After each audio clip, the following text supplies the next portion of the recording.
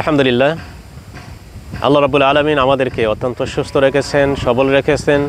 আল্লাহ তাআলা যে অবস্থায় রাখে সেই অবস্থায় শুকরিয়া আদায় করতে হবে। আল্লাহ তাআলা যদি আপনাকে দুইটা হাত না দিত, দুইটা পা না দিত, আল্লাহ তাআলা ইচ্ছা করলে তো করতে পারতেন। আল্লাহ তাআলার কাছে আমরা দরখাস্ত করি নাই, চাই নাই, কিন্তু আল্লাহ রাব্বুল আলামিন আমাদেরকে দুইটা হাত দিয়েছেন, চোখ দিয়েছেন, কান দিয়েছেন, পা দিয়েছেন। আল্লাহ তাআলা আমাদেরকে অত্যন্ত সুস্থ রেখেছেন। এজন্য আল্লাহ তাআলা দরবারে সবসময় শুকরিয়া আদায় করতে হবে, সবর করতে হবে, ধৈর্য ধারণ করতে হবে। আমাদের বিভিন্ন সময় বিভিন্ন ধরনের রোগ হয়, বিভিন্ন ধরনের অসুস্থতা এসে যায়। এটা আল্লাহ পাকের পক্ষ থেকে অসুস্থতা এসে যায়। অনেকে দেখবেন হাসপাতালে ভর্তি আছে, হাসপাতালে কাতরাচ্ছে, এমন বহুত রোগী হাসপাতালে শুয়ে আছে। তো সেখানে যদি আপনি যান তো সবর পয়দা হবে যে আল্লাহ রাব্বুল আলামিন আমাকে কত ভালো রেখেছেন, সুস্থ রেখেছেন।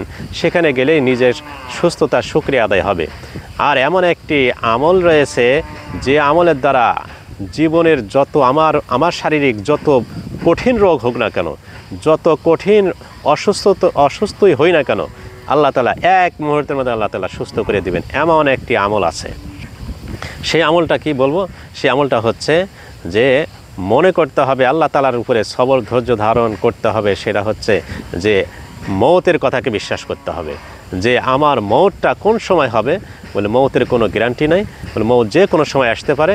তাহলে আমি এই কথা বলতে পারি যে এই ইয়াকিন যারা করবে যে আমার 1 সেকেন্ডের মধ্যে আমার এই দুনিয়া ত্যাগ করতে হবে, তো আমি যদি 1 সেকেন্ডের মধ্যে এই দুনিয়া ত্যাগ করি তাহলে তো আমার এই রোগ আর থাকবে না। কিন্তু শর্ত হলো যে এই রোগ মুক্তি হয়ে যাবে কখন? বলে যখন আমি যদি ঈমান আমলের সাথে যদি আমি দুনিয়া থেকে বিদায় নিতে পারি, তাহলে আমার যত বড় রোগ থাকুক না কেন, শারীরিক রোগ হোক, ঈমানি রোগ বা শারীরিক রোগের কথাই আমি বলছি, যে শারীরিক অসুস্থতা যত বেশি হোক না কেন, যদি আমি কি করি বলে ঈমান আমল নিয়ে যদি আমি এই দুনিয়া থেকে বিদায় নেই, বিদায় নেওয়ার সাথে সাথেই আল্লাহ তাআলা আমার সমস্ত রোগ ভালো করে দিবে, আমার শরীরকে সুস্থ করে দিবে, আমার দেহকে 60 হাত লম্বা করে একদম সজীব করে, চেহারা সুন্দর করে নওজোয়ান বানাইয়া আল্লাহ তাআলা জান্নাতে প্রবেশ করাইয়া দিবে। সুবহানাল্লাহ।